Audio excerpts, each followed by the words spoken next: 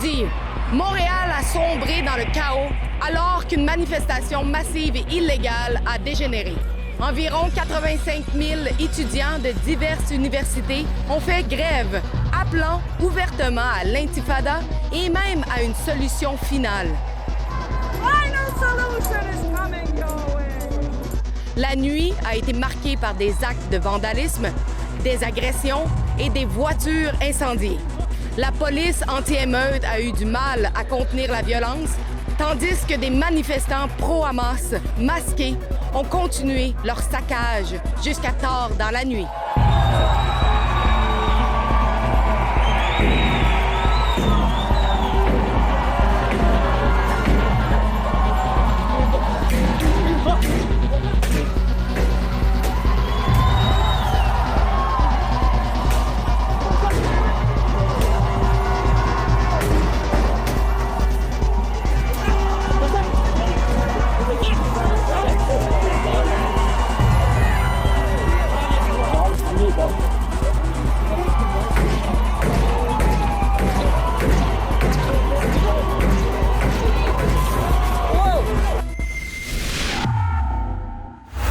Je suis Alexandre Lavoie, en reportage depuis le Palais des Congrès à Montréal. Ce que vous voyez ici, c'est les conséquences de la violence d'hier soir. Il était trop dangereux pour nous de couvrir l'événement en direct. Sans sécurité de dernière minute et sachant que la SPVM, service de police de la Ville de Montréal, ne nous aurait pas protégés de manière adéquate. Nous ne pouvions pas prendre ce risque. Vous pouvez contribuer à notre sécurité à journalistdefendfund.com.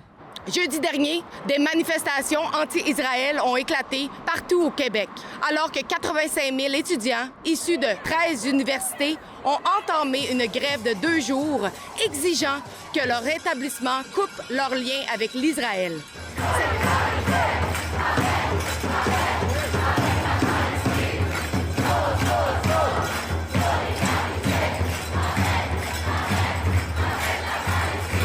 Ces grèves ont coïncidé avec la conférence de l'OTAN à Montréal.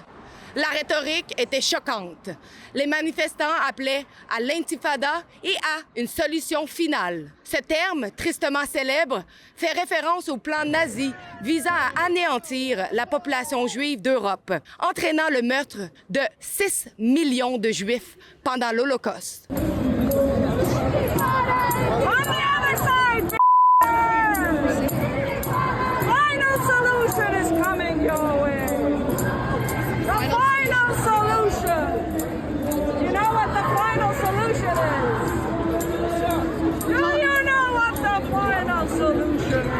Le premier jour de la grève, le collège Dawson a fermé ses portes pour des raisons de sécurité.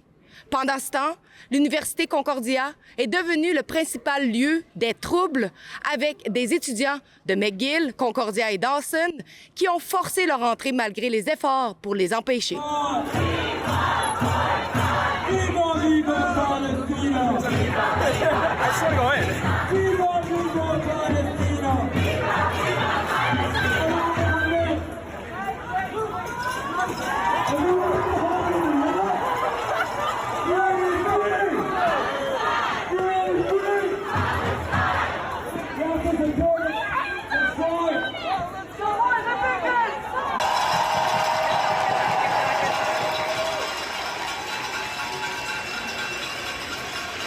En réponse, CEDIA a émis un communiqué mentionnant leur préoccupation par la décision du collège Dawson de fermer leur campus jeudi. En réponse à des agitateurs radicaux qui participent à une intifada étudiante organisée à l'échelle internationale.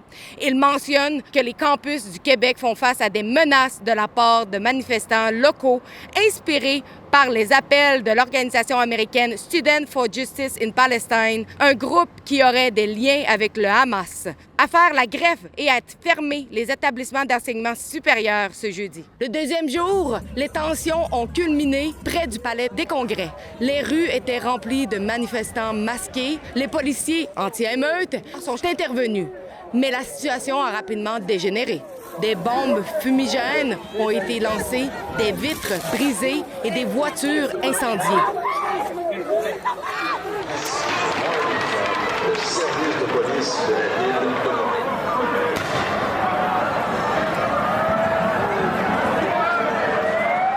journalistes, dont Adi Yassine de TVA, ont été agressés à plusieurs reprises.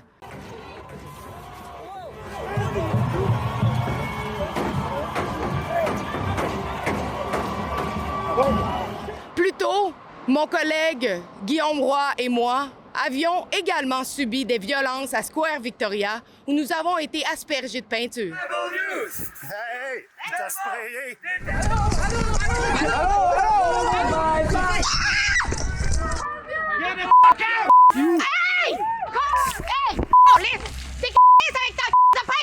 Selon TVA, 3 arrestations ont été effectuées, mais la ville reste en état de choc. La mairesse Valérie Plante a répondu faiblement le lendemain matin avec ce message publié en ligne. Les débordements de la manifestation d'hier soir sont choquantes et n'ont pas leur place dans une métropole pacifique comme Montréal. Ni le chaos, ni la violence, ni les troubles causés aux commerçants ne sont tolérés. Les députés conservateurs, y compris le chef du parti, Pierre Poilievre, ont immédiatement condamné les actes de violence et de destruction. Cependant, le premier ministre Justin Trudeau, qui assistait à un concert de Taylor Swift hier soir, n'avait toujours pas commenté les événements au moment de ce reportage. Le manque d'action décisive de la mairesse Plante et du SPVM a encouragé ces extrémistes violents. Alors que les autorités ont autrefois réprimé avec fermeté le pacifique convoi de la liberté, leur réticence à intervenir face à ce chaos continue d'exposer une flagrante inégalité dans l'application des lois. Quand cela prendra-t-il fin? Quand les autorités agiront-elles de manière significative contre ces extrémistes? Les Montréalais méritent des réponses et de la sécurité.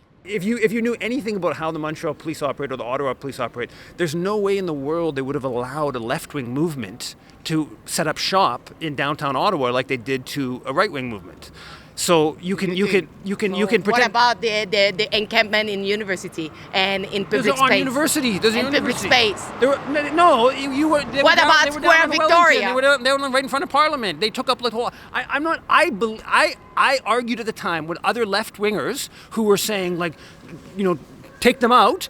I'm of the opinion the government should take a much more relaxed position on protests in general. So that's But when they turn violent, but I think in the scheme of, if you call this violence, you should take a look at what's happening in Gaza.